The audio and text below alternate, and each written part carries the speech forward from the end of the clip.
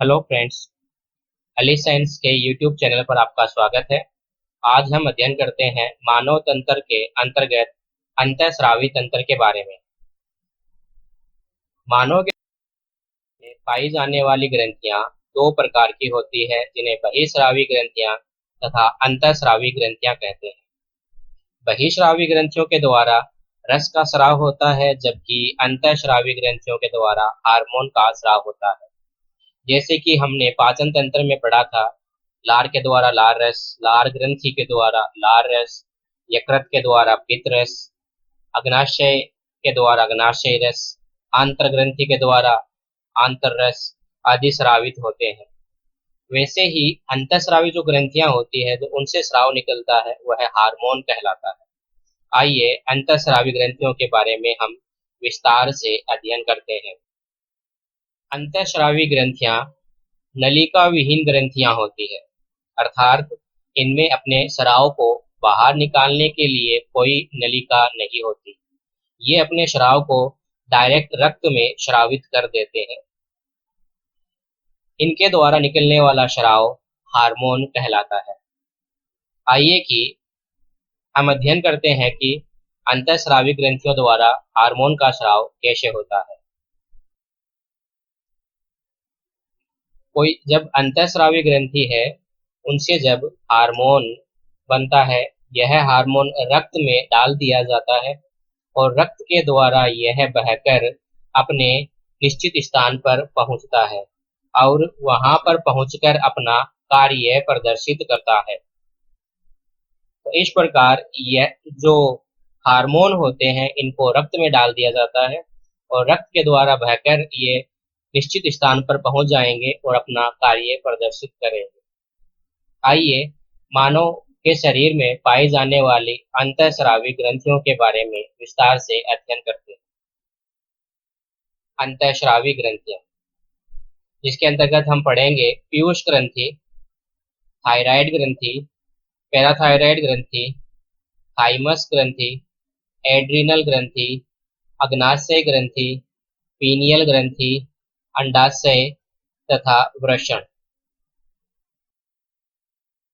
आइए अब हम शरीर में विभिन्न अंतःस्रावी ग्रंथियों के स्थिति का अध्ययन करते हैं। हमारे मस्तिष्क के हाइपोथैलेमस के नीचे पीयूष ग्रंथि पाई जाती है। यह मटर के दाने के समान होती है। हमारे श्वास नली के दोनों ओर एच आकार की स्थिति में थायराइड ग्रंथि पाई जाती है। थायराइड ग्रंथि के पीछे की ओर पैराथायराइड ग्रंथि स्थित होती है।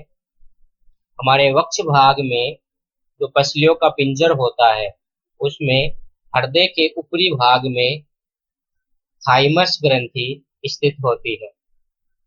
हमारे ग्रहणी जो छोटी आंत का भाग है, उसके सी आकार की गुहा में अग्नाशय ग्रंथि पाई जाती है। हमारी किडनी के ऊपर एड्रिनल ग्रंथि पाई जाती है।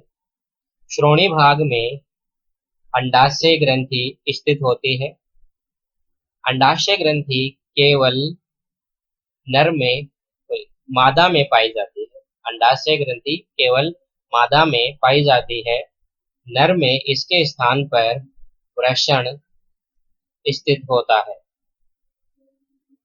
ऊपर मस्तिष्क में एक और ग्रंथि पाई जाती है, जिसको पीनियल ग्रंथि कहा जाता है।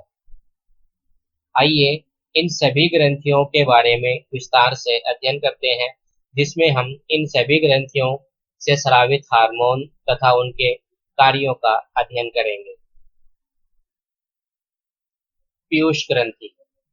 पीयूष ग्रंथि हमारे मस्तिष्क के हाइपोथैलेमस के नीचे स्थित होती है। यह मटर के दाने के समान ग्रंथि है। इसकी संरचना हमें उस मटर के दाने के समान दिखाई देती है। पीयूष ग्रंथि द्वारा वृद्धि हार्मोन का स्राव होता है। यह हार्मोन वृद्धि का नियंत्रण करता है, यानी हमारी जो वृद्धि होगी शरीर की, उसका नियंत्रण पीयूष ग्रंथि करेगी। यदि यह हार्मोन बचपन में वृद्धि हार्मोन बचपन में अधिक स्राव होता है तो शरीर में वृद्धि अधिक हो जाती है, जिसे हम कहते हैं महाकायता। जैसे उदाहरण आपको सामने दिखाई दे रहा है।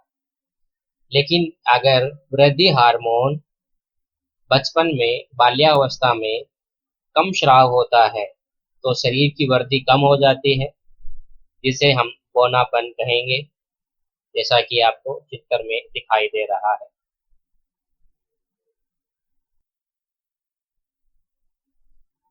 पीयूष ग्रंथि के द्वारा अन्य हार्मोन भी स्रावित होते हैं, जैसे prolactin, TSH hormone, MSH hormone, ACTH hormone तथा गोनेडोट्रोपिन हार्मोन। ये सभी हार्मोन पीयूष ग्रंथि के द्वारा स्रावित होते हैं। पीयूष ग्रंथि के द्वारा स्रावित हार्मोन अन्य ग्रंथियों पर कार्य करके उनके कार्यों का नियंत्रण करते हैं। इसलिए पीयूष ग्रंथि को मास्टर ग्रंथि भी कहा जाता है। थायराइड ग्रंथि। थायराइड ग्रंथि हमारे श्वास नली के दोनों ओर स्थित होती है। इसके द्वारा थायरोक्सिन हार्मोन का स्राव होता है। थायरोक्सिन हार्मोन का कार्य प्रोटीन, कार्बोहाइड्रेट, वसा का उपापचय करना है। उपापचय का अर्थ है कि प्रोटीन, कार्बोहाइड्रेट और वसा का पाचन करके उनको छोटे छोटे भागों में बदल दिया जाता है। इन सरल छोटे छोटे भागों को जोड़कर दोबारा जटिल प्रोटीन, कार्बोहाइड्रेट और वसा का निर्माण किया जाता है। इस थायरोक्सिन हार्मोन के निर्माण के लिए आयोडीन की आवश्यकता होती है। अगर खाने में आयोडीन की कमी होती है तो गलगंड रोग हो जाता है, जिसमें थायराइड ग्रंथि सूज जाती है और गला सूज जाता है, जैसा कि आपको चित्र में दिखाई दे रहा है। पैराथायराइड ग्रंथि। थायराइड ग्रंथि के पिछले भाग में पैराथायराइड ग्रंथि स्थित होती है। इसके टोटल 4 भाग होते हैं, अर्थात पैराथायराइड ग्रंथि 2 जोड़ी होती है। इसके द्वारा पैराथार्मोन नामक हार्मोन स्रावित होता है। यह हार्मोन रुधिर में कैल्शियम के स्तर का नियमन करता है, अर्थात रुधिर में कैल्शियम की मात्रा को बनाए रखने का कार्य पैराथायराइड ग्रंथि करती है। यदि रुधिर में पैराथार्मोन की कमी हो जाती है तो यह हार्मोन जो अपनी हड्डियां हैं, जो अस्थियां हैं, उनमें जो कैल्शियम होता है उनको निकाल कर रुधिर में डाल देती है। इससे रुधिर में कैल्शियम का स्तर नियत बना रहता है, लेकिन हड्डियां कमजोर हो जाती है। ऐसा कब होता है? जब हम खाने में कैल्शियम की कमी रहती है तो रक्त में कैल्शियम का स्तर कम हो जाएगा, तो अपनी हड्डियों से कैल्शियम निकालकर रक्त में डाल दिया जाता है, जिससे रक्त में तो कैल्शियम का स्तर निश्चित हो जाता है, परंतु हड्डियों में कैल्शियम का स्तर है ये कम हो जाता है, जिससे हड्डियां कमजोर हो जाती हैं। लेकिन अगर यह हार्मोन पैराथार्मोन हार्मोन नहीं निकले तो इसकी कमी हो जाए तो रुधिर में कैल्शियम की कमी हो जाएगी, क्योंकि हड्डियों से कैल्शियम निकलकर रुधिर में नहीं जा पाएगा। इससे टिटेनी रोग हो जाता है। पीनियल ग्रंथि। यह हमारे मस्तिष्क में स्थित होती है। इसके द्वारा मेलेटोनिन नामक हार्मोन का स्राव किया जाता है। यह हार्मोन हमारे दैनिक लय का नियमन करता है। अब दैनिक लय का अर्थ हुआ कि हम जो कार्य अपने निश्चित समय के अनुसार करते हैं तो उसी के अनुसार शरीर आदि हो जाता है, वह दैनिक लय कहलाता है। जैसे कि आप 8 बजे ब्रेकफास्ट करते हैं, यदि 8 बजे आप कभी ब्रेकफास्ट नहीं करते तो 8 बजे अपने आप ही आपको ब्रेकफास्ट की इच्छा होने लग जाती है या भूख लगने लग जाती है। तो शरीर का पता इसको मेलेटोनिन के द्वारा ही लगता है। मेलेटोनिन क्योंकि शरीर के दैनिक लय का नियमन करता है, इसलिए इसको बायोलॉजिकल क्लॉक या जैविक घड़ी भी कहा जाता है। थाइमस ग्रंथि।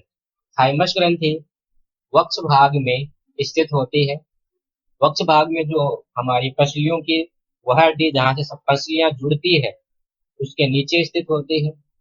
इसके द्वारा थाइमोसिन हार्मोन का स्राव किया जाता है। यह हार्मोन रोग प्रतिरोधक क्षमता के लिए उत्तरदायी होता है, अर्थात यह जीवाणुओं को, जैसे कि कोरोना आपको सामने इसमें दिखाई गया है, उनको मारने का कार्य करता है। बचपन में यह ग्रंथि बड़े आकार की होती है, लेकिन जैसे जैसे आयु बढ़ती है इस ग्रंथि का आकार छोटा होता जाता है। बुढ़ापे में या वृद्धावस्था में यह ग्रंथि अत्यधिक छोटी हो जाती है। इसी कारण से वृद्धावस्था में रोग प्रतिरोधक क्षमता कम हो जाती है। एड्रीनल ग्रंथि। एड्रीनल ग्रंथि हमारे वृक्क के ऊपर स्थित होती है। यह दोनों वृक्क के ऊपर स्थित होती है। इसके द्वारा एड्रीनलिन तथा नोर एड्रीनलिन हार्मोन का स्राव किया जाता है। यह हार्मोन अत्यधिक महत्वपूर्ण हार्मोन है, क्योंकि जब भी यह हार्मोन स्राव होता है तो हृदय की धड़कन है ये बढ़ जाती है, हमारे श्वसन की दर है वह अधिक हो जाती है तथा पुतलियां है ये फैल जाती है। इससे यह होता है कि हमारे शरीर की कार्य क्षमता अधिक हो जाती है। जैसे कि अगर आपके पीछे कुत्ता पड़ गया है तो उस समय आपके भागने की जो स्पीड होगी वो बहुत अधिक हो जाती है। उस समय एड्रेनलिन हार्मोन निकलेगा, ये हृदय की धड़कन बढ़ा देगा, श्वसन की दर बढ़ा देगा और पुतलियों का आकार बढ़ा देगा। इससे क्या होगा, हमारे शरीर को रक्त ज्यादा मिलेगा, तो ज्यादा रक्त मिलने से शरीर ज्यादा कार्य करेगा और हम स्पीड से भागने लग जाते हैं। अर्थात यह हार्मोन हमें आपातकाल संकट काल से लड़ने के लिए तैयार करता है। इसलिए इसको आपातकालीन हार्मोन या संकटकालीन हार्मोन कहते हैं। इसको 3F हार्मोन भी कहा जाता है। 3F का अर्थ हुआ फियर, फाइट एंड फ्लाइट। तो ये फियर, फाइट और फ्लाइट तीनों स्थिति में निकलने वाला हार्मोन है। अग्नाशय हमारे छोटे आंत के ग्रहणी के सी आकार में अग्नाशय स्थित होता है।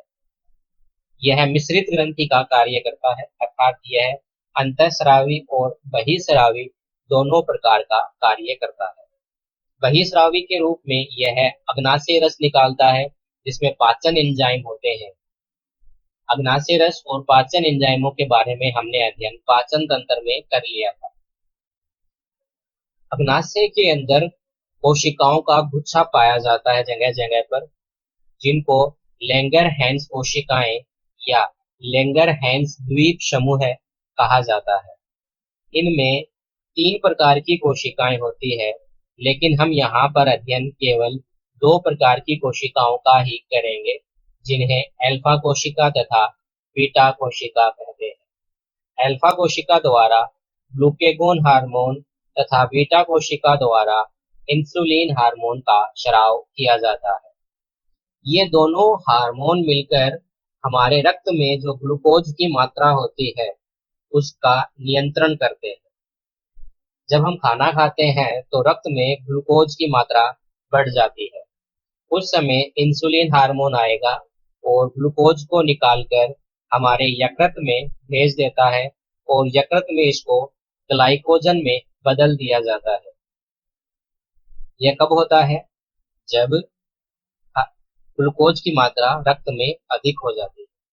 लेकिन इसके विपरीत, जैसे हमने कभी खाना नहीं खाया, लंबे समय हो गया, या हमने कोई रोजा रखा है, व्रत रखा है, तो उस समय क्या होगा, हमारे रक्त में ग्लूकोज की मात्रा कम हो जाती है। जब ग्लूकोज की मात्रा कम हो जाती है तो ग्लूकेगोन हार्मोन कार्य करेगा। यह ग्लाइकोजन को ग्लूकोज में बदलकर इसको वापस रक्त में डाल देता है, जिससे रक्त में ग्लूकोज का स्तर नियत बना रहता है। इंसुलिन हार्मोन है, ये रक्त में ग्लूकोज के स्तर को कम करने का कार्य कर रहा है। लेकिन अगर इस हार्मोन की कमी हो जाती है तो ग्लूकोज का स्तर रक्त में अधिक बना रहेगा। इसको हम डायबिटीज, मधुमेह या शुगर की बीमारी कहते हैं। अब अध्ययन करते हैं अंडाशय तथा वृषण के बारे में। इन दोनों को हम कंबाइंड ही पढ़ेंगे, क्योंकि अंडाशय तथा वृषण के बारे में हमने विस्तार से अध्ययन जनन तंत्र वाले वीडियो में कर लिया था। अंडाशय मादा में स्थित होता है। अंडाशय के द्वारा प्रोजेस्टेरोन तथा एस्ट्रोजन हार्मोन का स्राव होता है। यह दोनों हार्मोन अंडाणु का निर्माण तथा मादा के द्वितीयक लैंगिक लक्षणों का नियंत्रण करते हैं। नर में वृषण स्थित होता है। इसके द्वारा टेस्टोस्टेरोन हार्मोन का स्राव होता है। यह शुक्राणु का निर्माण तथा नर के द्वितीयक लैंगिक लक्षणों का नियंत्रण करते हैं। अब यहाँ पर क्वेश्चन बनता है कि द्वितीयक लैंगिक लक्षण क्या होते हैं। तो वे लक्षण जिनके द्वारा हम पहचान कर सकते हैं, बाहरी रूप से पहचान कर सकते हैं कि ये नर है या मादा है, जैसे कि दाढ़ी मूंछ का आना नर के अंदर, आवाज का भारी होना, मांसपेशियों का सुडौल व विकसित होना, मादा में मांसपेशियां कमजोर होना, त्वचा का चिकना होना, वक्ष का निर्माण होना, दाढ़ी मूंछ का नहीं आना, यह सब द्वितीयक लैंगिक लक्षण है। हाइपोथैलेमस हाइपोथैलेमस मस्तिष्क में स्थित होता है। इसके द्वारा जो हार्मोन निकलते हैं, यह पीयूष ग्रंथि पे कार्य करके पीयूष ग्रंथि के कार्य का नियंत्रण करते हैं। हाइपोथैलेमस से दो प्रकार के हार्मोन निकलते हैं, जिनको निरोधी हार्मोन तथा मोचक हार्मोन कहते हैं। निरोधी हार्मोन पीयूष ग्रंथि से हार्मोन के स्राव को कम कर देते हैं, अर्थात यह हार्मोन हाइपोथैलेमस से निकलेंगे, पीयूष ग्रंथि पे कार्य करेंगे तथा पीयूष ग्रंथि से जो हार्मोन निकलते हैं, जैसे ग्रोथ हार्मोन निकलता है, वृद्धि हार्मोन निकलता है जो पीयूष ग्रंथि से, उसके स्राव को कम करने का कार्य करते हैं। जबकि मोचक हार्मोन पीयूष ग्रंथि से हार्मोन के स्राव में वृद्धि करते हैं।